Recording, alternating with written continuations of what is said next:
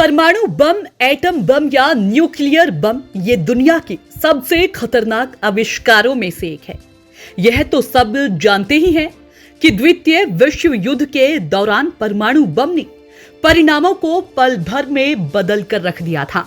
America द्वारा गिराए गए एटम बम ने जापान के 2 बड़े शहरों को एक ही झटके में शमशान में बदल दिया था। परमाणु बम के काफी समय बाद दुनिया ने हाइड्रोजन बम के बारे में सुना। हाइड्रोजन बम परमाणु बम से 1000 गुना ज्यादा विनाशकारी है, इसलिए इसके विनाशकारी प्रभाव की कल्पना भी नहीं की जा सकती है।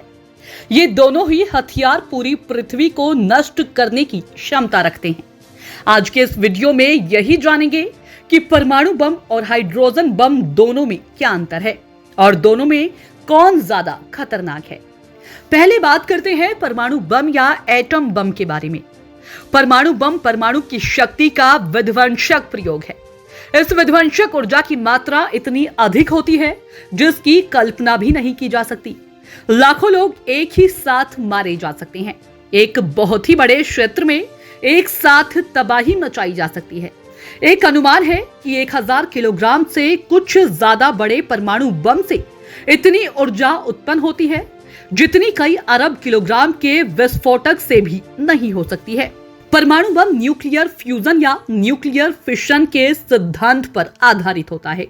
इस प्रक्रिया में थोड़ी ही सामग्री से अत्यधिक ऊर्जा पैदा की जा सकती है। परमाणु बम बनाने की प्रक्रिया में या तो नाभिकीय फ्यूजन यानी संलयन कराया जाता है या फिर नाभिकीय विखंडन या फिर दोनों ही प्रक्रियाओं के शामिल अभिक्रियाओं को प्रयोग में लाया जाता है। एटम बम में यूरेनियम या प्लूटोनियम के परमाणुओं का विखंडन कराया जाता है जिससे अपार ऊर्जा मिलती है। इस प्रक्रिया में परमाणु के नाभिक पर न्यूट्रॉनों से प्रहार किया जाता है। इस प्रक्रिया में एक विशाल ऊर्जा मुक्त होती है।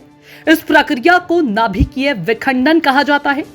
फिर नाभिकीय विखंडन की प्रक्रिया से अन्य न्यूट्रॉन भी मुक्त होते हैं। इनके द्वारा मुक्त न्यूट्रॉन फिर वही प्रक्रिया अन्य परमाणुओं के साथ करते हैं और उनका विखंडन होता रहता है। इस तरह से एक श्रृंखला चलती रहती है और इन श्रृंखलाबद्ध तरीके से परमाणुओं का विखंडित होना चेन रिएक्शन कहलाता है। यह चेन रिएक्शन विस्फोट के परिणाम को काफी बढ़ा देता है और इस प्रकार इनसे मुक्त ऊर्जा असीमित और विकराल हो जाती है। अब बात करते हैं हाइड्रोजन बम के बारे में।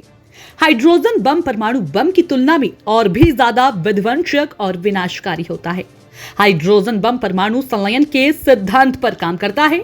जब परमाणु बम का विस्फोट कराया जाता है तब बहुत अधिक ताप उत्पन्न होता है। यह उच्च ताप हाइड्रोजन परमाणु का फ्यूजन कर देता है जिससे अपार ऊष्मा और शक्तिशाली किरणें उत्पन्न होती है। यह ऊष्मा हाइड्रोजन को हीलियम में बदल देती है।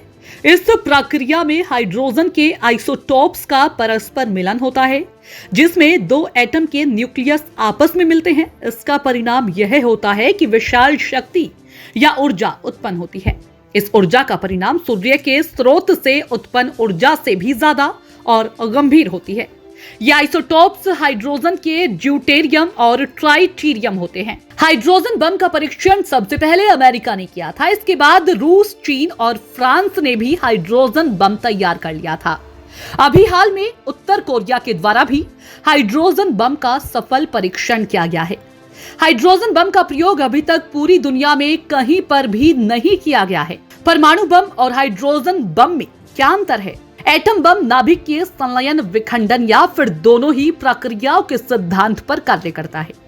इसके फलस्वरूप भयंकर ऊर्जा और ताप उत्पन्न होती है। वहीं हाइड्रोजन बम हाइड्रोजन के समस्थानिकों के संलयन के सिद्धांत पर कार्य करता है जिसके फलस्वरूप हीलियम का एक परमाणु बनता है और असीमित ऊर्जा उत्पन्न होती है। परमाणु बम के निर्माण में मुख्य रूप से यूरेनियम और थोरियम का प्रयोग किया जाता है जबकि हाइड्रोजन बम के निर्माण में हाइड्रोजन के 2 आइसोटोप्स ड्यूटेरियम और ट्राइटीरियम का प्रयोग किया जाता है।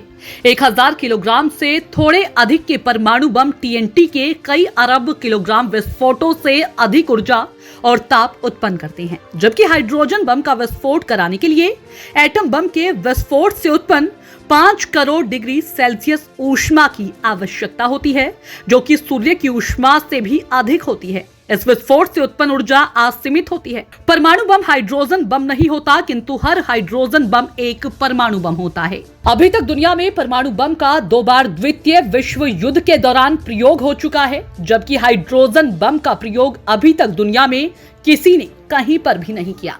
और अधिक जानकारी के लिए बने रहिए हमारे चैनल के साथ। धन्यवाद।